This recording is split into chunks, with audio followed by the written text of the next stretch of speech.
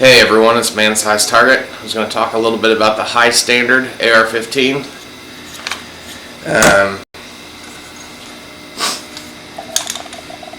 Just some quick notes on what this thing is. This is a company that none of us had ever heard of.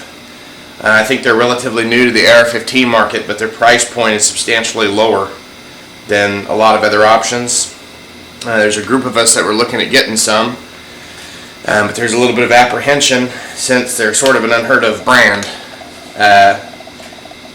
So I went ahead and got one and put it together, which I say put it together. I put the handles and all that stuff on it and took it out to the range. You should be able to see a video of it working because we just wanted to see, is it reliable, how accurate is it, all that fun stuff. We just wanted to make sure it wasn't a gun show special AR-15. I did things a little bit different on this one than my last one. My last one, it's my first AR-15, so I thought, more expensive is better. So I bought a Bushmaster. I bought, all the nice expensive stuff like the Yankee Hill quad rail. It was like $250. And on this one, I was making a scrapper gun, so 100-yard or less kind of a gun, and I got the cheapest aluminum quad rail I could get. It's a UTG. I actually like this one a lot better.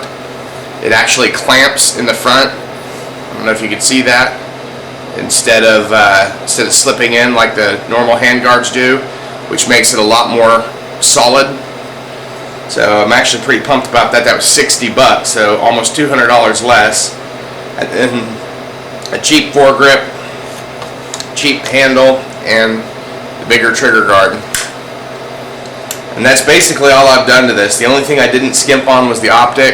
In my experience, I tend to buy cheap optics and then are unhappy with them, and so I just waste a lot of money that way.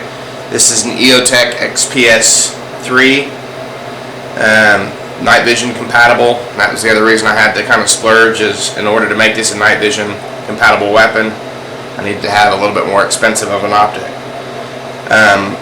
First impressions, so far, I'm really pumped. I think this thing is going to be a really good gun.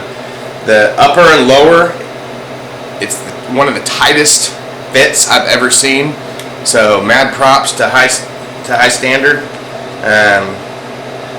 Not sure what they're doing different, but even my Bushmaster has more play than that. And I took it out to the range. I mean, I didn't do an exhaustive torture test by any stretch, but I did not lube it before I went out there, and that was one of the things I'd read, is that they tend to jam.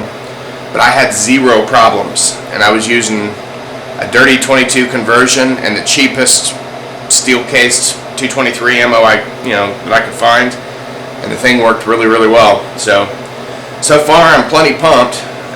This is just a basic, we can start the argument, but a basic mil-spec, civilian version mil-spec of a M4. I think I'm gonna like it. Good gun, and good job, high standard. I hope they keep putting out weapons like this, and I don't know, I tend to suspect that we'll see more and more of them. With that, let's look at the range video.